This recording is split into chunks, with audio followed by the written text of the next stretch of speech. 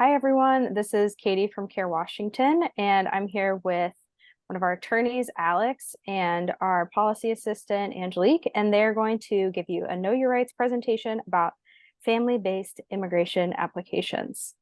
And without further ado, I'm going to hand it off to them. Hi, everyone. This is a Know Your Rights presentation that is on the process for family-based immigration applications, as Katie already mentioned. This presentation is a part of our Immigrant Justice Project. For context, Care Washington is a civil rights and advocacy organization serving Muslim individuals, families, and communities in Washington State. And I am Angelique Rodriguez, a policy assistant here at Care Washington. And today I am with my good colleague, Alex, and we are just going to go right into it.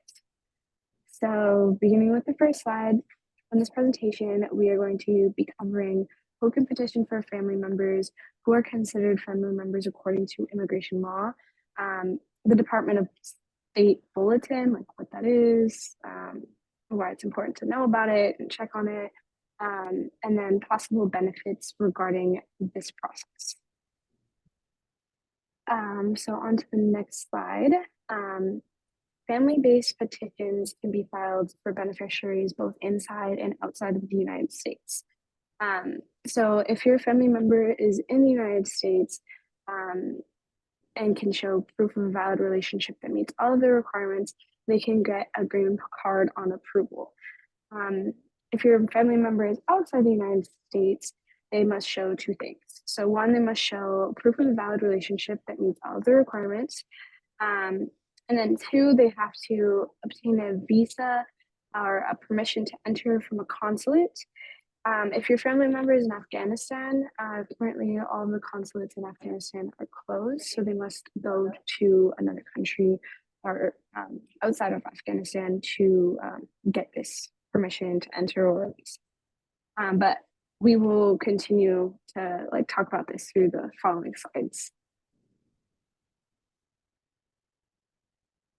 So as Angelique already mentioned, my name is Alex, and I'm an immigration attorney.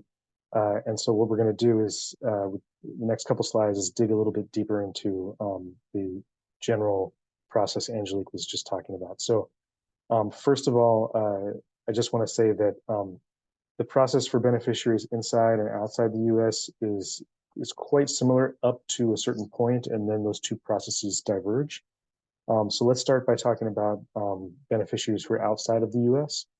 So the way that works is that the U.S. citizen or green card holder who's petitioning for the family member submits the petition along with proof of the relationship and some other items. And then the Department of Homeland Security may ask for more evidence. They often do to prove the relationship. Evidence could be, for example, for a marriage, it's going to be a marriage certificate. It's going to be proof that a wedding took place. It's going to be proof that there are children from marriage, if there are. Flight tickets and hotel reservations, proving visits. And then for other types of relationships like children or parents, typically they're looking for, they're definitely looking for birth certificates, but in addition to birth certificates, they're typically looking for medical records, educational records, for any type of relationship, affidavits from other family members or other friends who have personal knowledge of the relationship and the dates of birth and things like that are usually useful. Once in a while, Homeland Security does send a letter requesting DNA. They're not legally allowed to compel you to submit DNA, but they send a letter saying that if you're if you would submit DNA, that they want to take that into consideration. Some of these items we could go into in a lot more detail. I won't for the purpose of this talk, but so we're going to keep things as sort of general as we go through here. After all of that evidence is received and the petition is approved by Homeland Security, they forward the case to the Department of State, which is the government agency handling or managing all the consulates and embassies. And the Department of State will actually open an online portal for that case where the beneficiary can upload certain documents birth certificates, marriage certificates, passport photos, and passport biographical pages, as well as police clearance certificates showing that the person, doesn't have a significant criminal record or an outstanding warrant or something like that in their country or in any other countries where they've lived for significant amounts of time.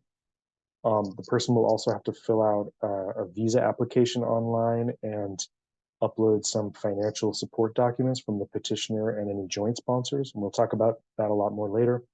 But basically, after all of this material and information is uploaded and received and approved by the Department of State, the consulate handling the person's jurisdiction, the place where they live, will schedule the person for an interview where they will come in and often have to answer some questions. If it's a marriage-based case, those could be pretty detailed questions because this is considered essentially a second vetting step to see if the relationship is real.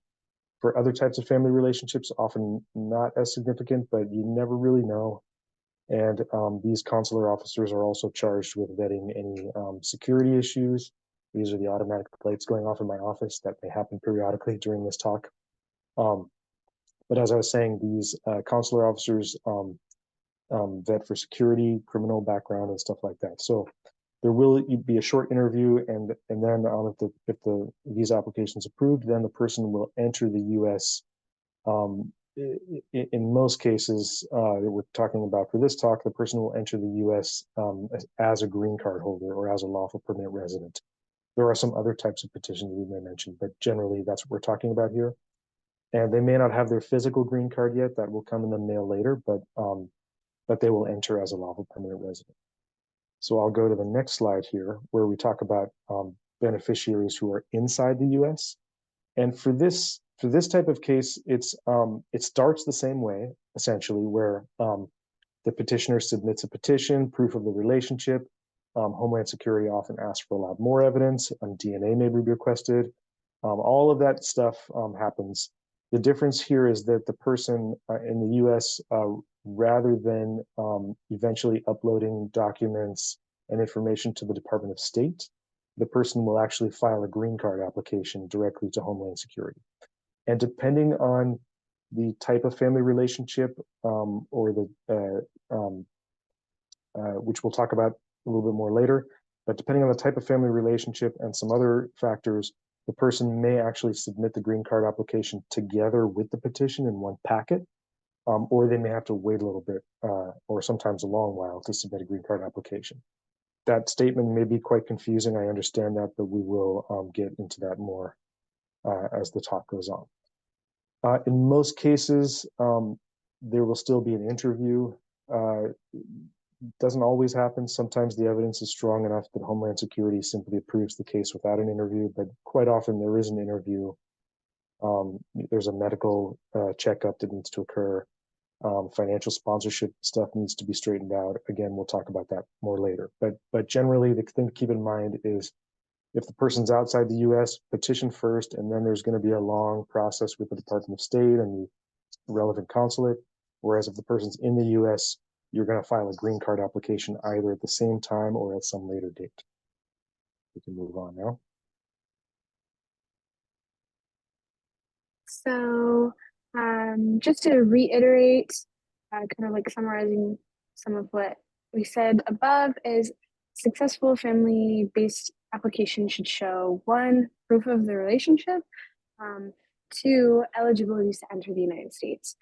Most eligibility issues are addressed in the second stage of the case by the Department of State or one of its consulates. And if your family member is in Afghanistan, they must be outside of Afghanistan and have access to a consulate to finish the second step, because again, there are no operating consulates in Afghanistan right now. Next slide, please. So now we're going to talk about who can actually petition for family members. This comes up a lot, and there are essentially 2 parts to this. So it's who can file a petition and for what family member can they file a petition. So let's start with the first part. When we talk about family-based immigration, most of the time what we're talking about are relatives, are petitioning for relatives of either citizens U.S. citizens, or lawful permanent residents, which we often abbreviate in immigration as LPRs. So I may use that terminology as we go on. But these are also people that are colloquially known as green card holders. So when someone talks about being a green card holder or having a green card, that means that they are a lawful permanent resident of the U.S. And so by and large, family-based immigration means petitions filed by these two categories of people. However, in addition, if someone has been granted asylum, they can file a petition to add certain family members to the asylum case retroactively and obtain asylee status for those folks. I won't go too much into detail about that, but asylee status is not lawful permanent residence, but it leads to it. If you accumulate a year in asylee status, you can apply for a green card. So people who've been granted asylum can petition for certain family members, specifically spouses and children who are under 21. And that means spouses and children who are in that age group before, or I should say, before the asylum decision is issued at any time. Oh, there we go. I think the light's always going to go off when it's my turn and not Angelique's, by the way. I will also mention that for people who are in the U.S. in different types of statuses, like humanitarian parole, temporary protected status, those typically are not statuses that allow you to submit petitions for any kind of family members.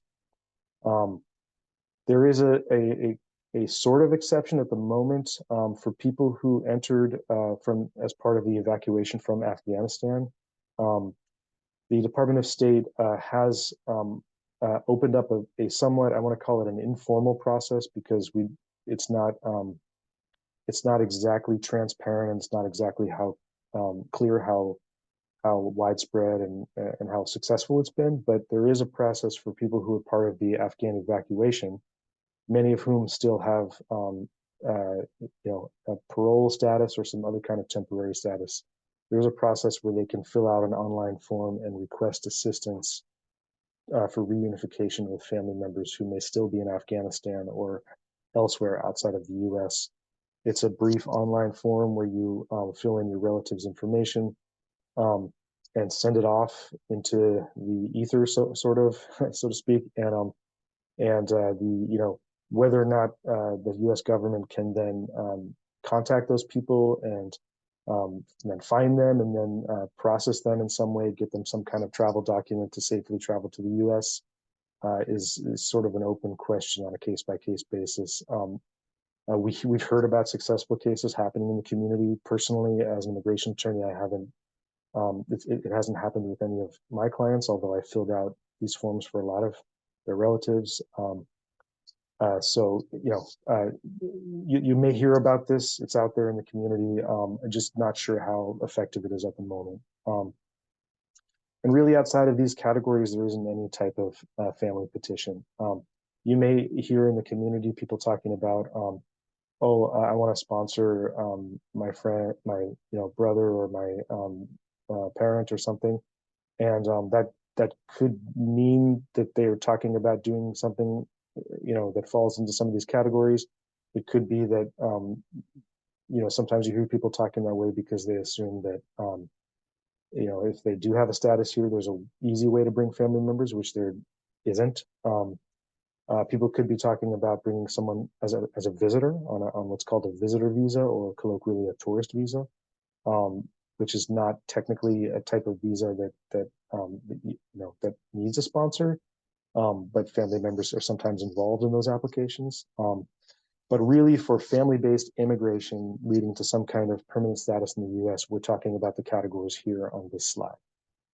So with that being said, we can go to the next slide. Now I want to talk about, I guess sort of was a good segue. I want to talk about what sponsorship really means, what it means when you talk about a sponsor. In the family-based categories that are not, they're basically in the categories that are not asylee category that we spoke about. So in the family-based immigration where a green card holder or a citizen is petitioning for someone, the petitioner, in addition to showing proof of their connection to the person, of their relationship, the petitioner also has to show that they can financially support their family member. This will occur at different points in the process, depending on which type of case it is. If it's a case where you're dealing with the consulates because the person's outside of the U.S., this step is toward the end, right before the consular interview.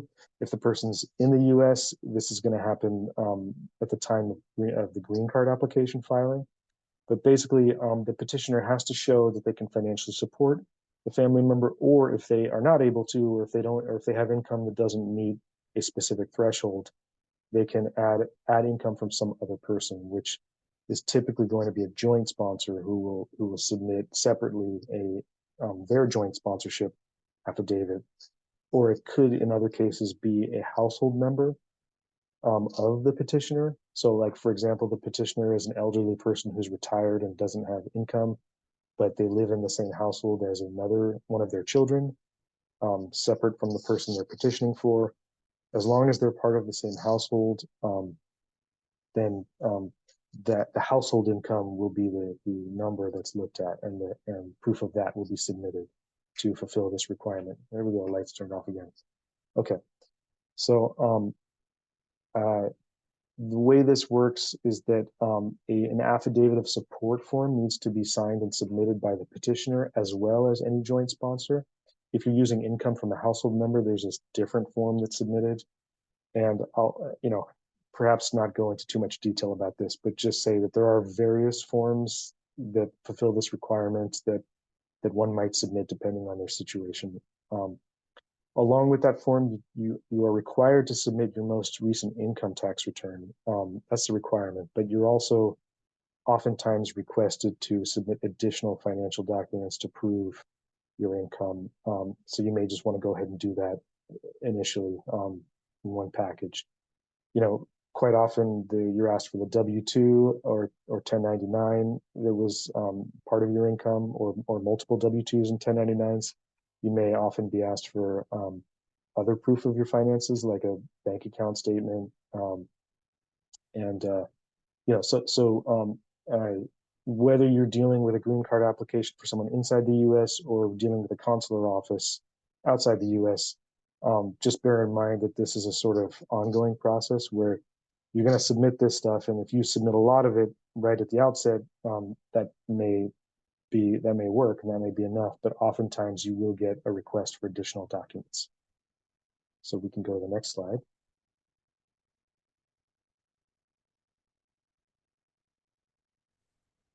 So immigration has very specific parameters as to who counts or who constitutes an immediate relative.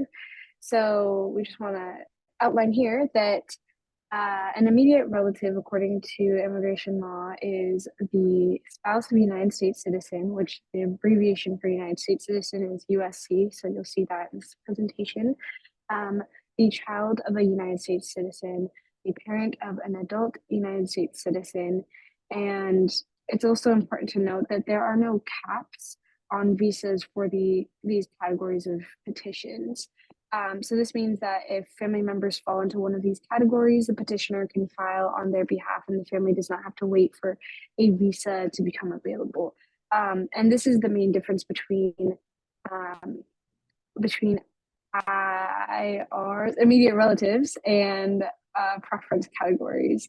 There are no caps for preference categories. So in contrast, there are other types of family relationships, and you see them listed here, that we call in immigration law preference categories. And these categories do have caps. And to reiterate why that's significant and what it really means in practical terms is that you may not be able to submit a green card application right away along with the petition, or if the person is outside of the U.S., even if the petition's approved, the embassy or consulate cannot start processing the visa application right away, because by law, there is a limit on how many of these visas or green cards can be issued per year. And invariably that limit has already been reached for the current year. So there's a waiting list beyond the current year. And in some of these categories, as we'll see, it stretches pretty far, in fact, many years. But let's get into this material in more detail.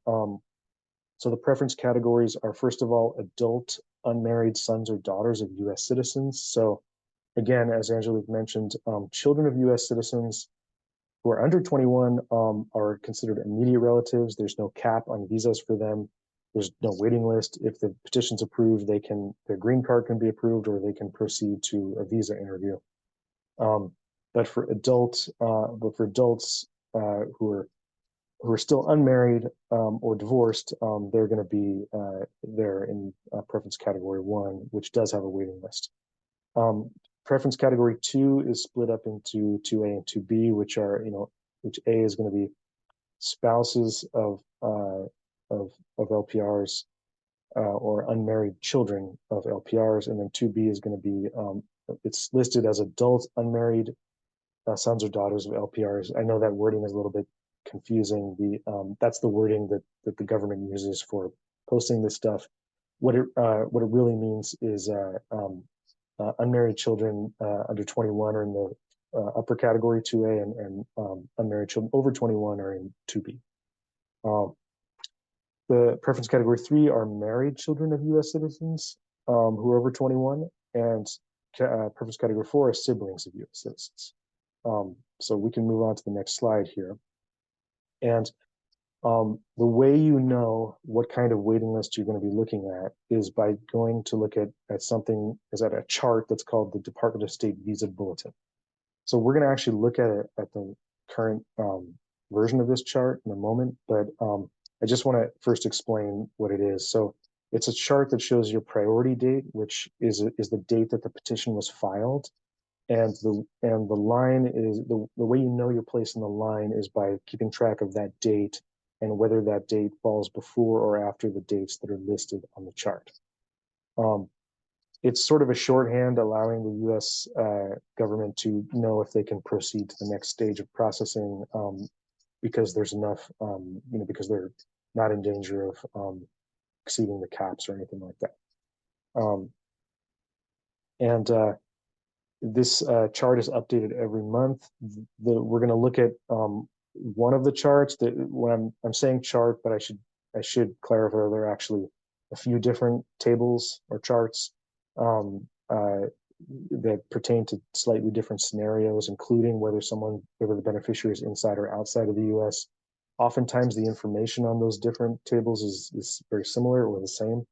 But just be aware that when you go to this website, when you start looking at it for yourself, for your own case, you need to read the fine print and make sure you're looking at the right chart. So with that being said, let's move on to the next slide where we're actually going to look at I believe this is the most current visa bulletin. So just so we know what we're looking, so you see the link is up there, right? But just so we know what we're looking at here, right down on that left-hand column, you see the preference categories that we defined for you earlier. And then on the, along the rows, you see dates. And those dates mean that any case with a priority date or a petition filing date after that date is not yet ready to proceed to green card filing or visa application processing at the consular stage if the person's outside of the U.S. You may wonder why there are 4 other countries set aside, which are China, India, Mexico, and Philippines. The reason is that for lack of a better word, the caps are different for potential immigrants coming from these countries. They are perceived as the countries that have contributed more immigrants to the U.S. Historically, and so other countries, so there will be a sort of larger numbers permitted for people from other countries. I'm not really, I personally am not aware of any data about population of immigrants from different countries in different parts of the world and that sort of demographic data at the moment, but but that's the reason why this chart, so that's supposedly the reason why this chart is the way it is. So now if you look at these numbers, you can see some things right away, which is, let's, for example, there's the light again. Let's go down here to F4, which, if you remember, F4 is the preference category for siblings of US citizens. And you can see the number here next to that is 22 April 07, which means that they are only processing visas or green cards for people whose petitions were filed before April 22nd, 2007, which is more than 16 years ago. So if you have a relative who is eligible for a green card in this category, many people do. It's maybe a good idea to file for them so that you're going to get their place in the line, but just know that you're not doing something that's really going to change anybody's life in the short term, or really in any time period that enables you to do much planning for it. This is something that, let's say you file for a sibling as a citizen, then this is something at minimum at the moment you're going to expect could enable them to immigrate in 16 years. Going up to F3, which is I'm going to remind myself, but F3 should be children above 21 who are married of U.S. citizens. So you can see that that's still quite a long period of time. That's about, what is that, about 14, 15 years.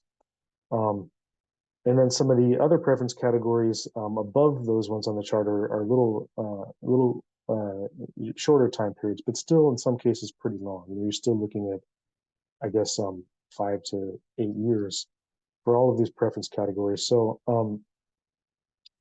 so this is just really something to be aware of, and it causes a lot of confusion and also a lot of heartbreak, because people think that when the petition's approved, they're going to be able to be reunited with their relative quickly, and in many cases they're not.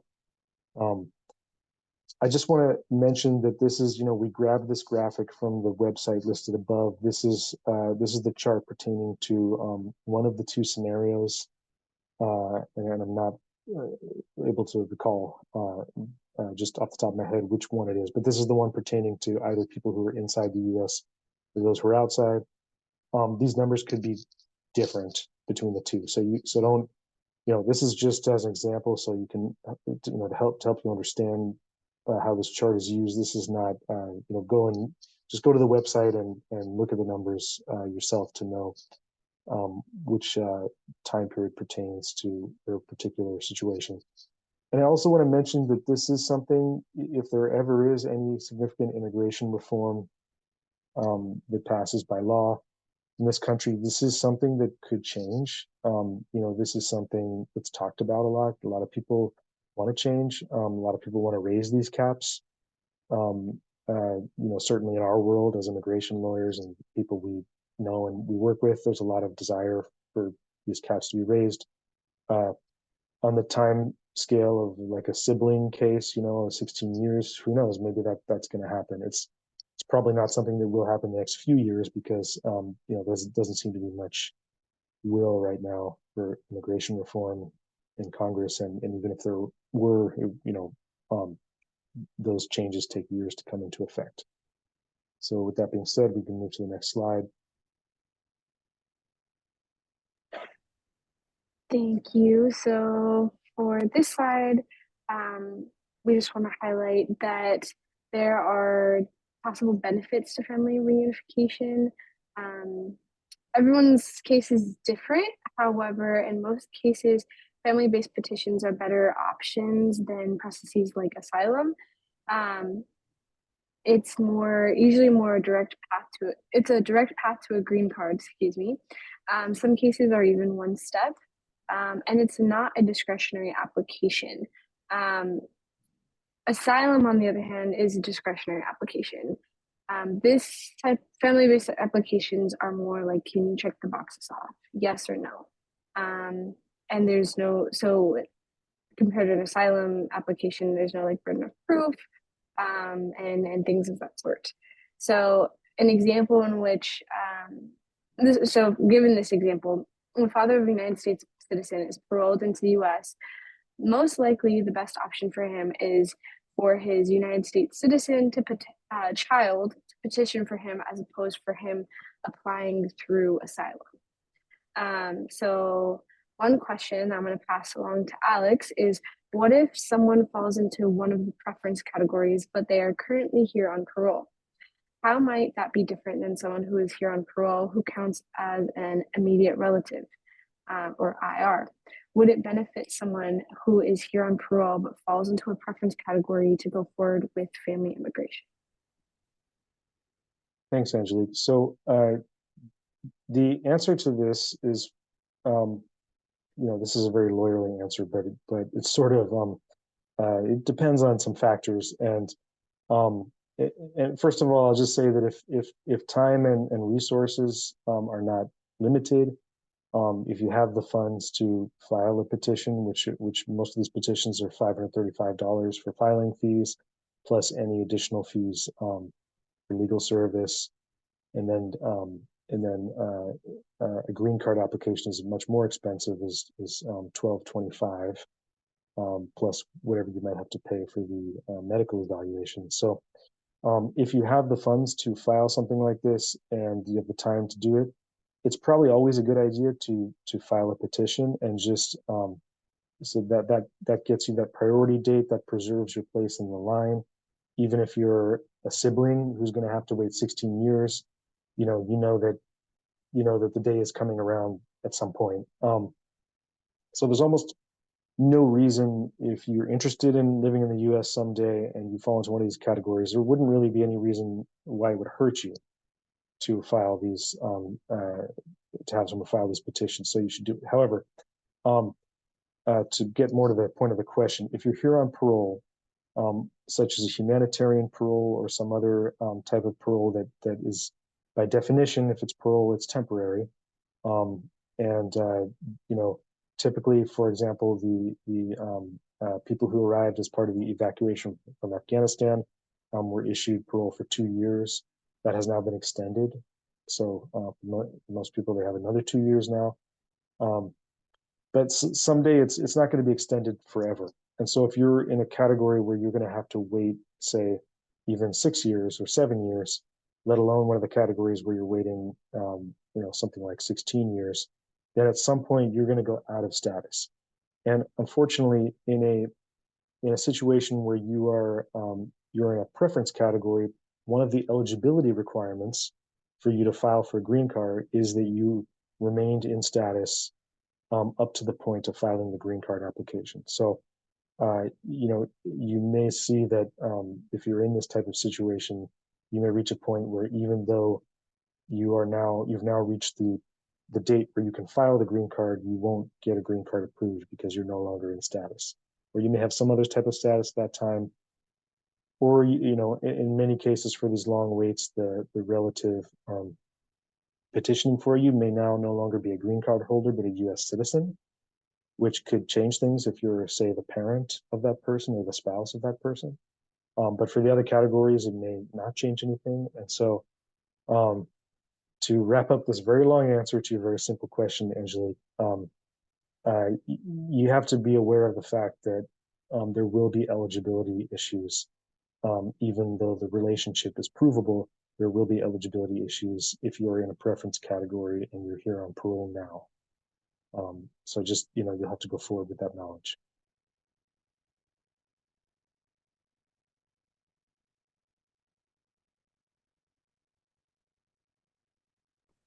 Right.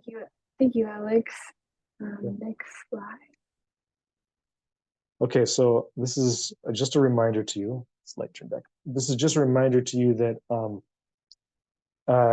as the slide says, you want to be sure to talk to your legal counsel to determine what your best legal avenues are. This talk by design has been pretty general. I know it seems like there's been a lot of information, perhaps, but when you get down to the real situations and your specific circumstances and and potential eligibility issues, which we haven't discussed that much. We've mainly been focused on the general process and proving the relationship, but there are also eligibility issues.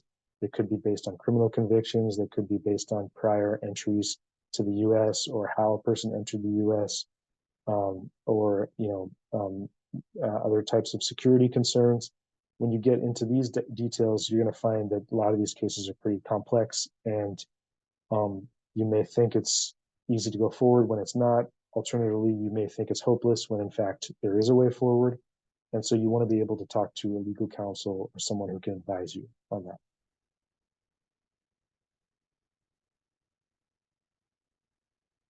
And I think with that, we can wrap up here. There are some sources for more information that are listed here on our final slide. And I want to thank you for spending the time with us to go through this information. I don't know if you'd like to add anything, Angelique. No, just that, or I would just add that we at CARE understand that this is navigating immigration, like legal avenues, is very complicated and delicate kind of thing. And so we just hope that just giving a basic overview of it, that kind of helps a little bit. And we're continuing to work on these KYRs here at CARE, and just big shout out to my colleague Alex for doing a lot of this with me. So yes, thank you, Alex, and thank you, Katie. Thank you so much. Yeah, thank you. Yes, I'll thank you, Katie. chime in really quickly just to say that we are always adding more resources to our website, knowyourrightswa.com, and just added a navigating immigration tab. So we'll make sure to get this video up there too.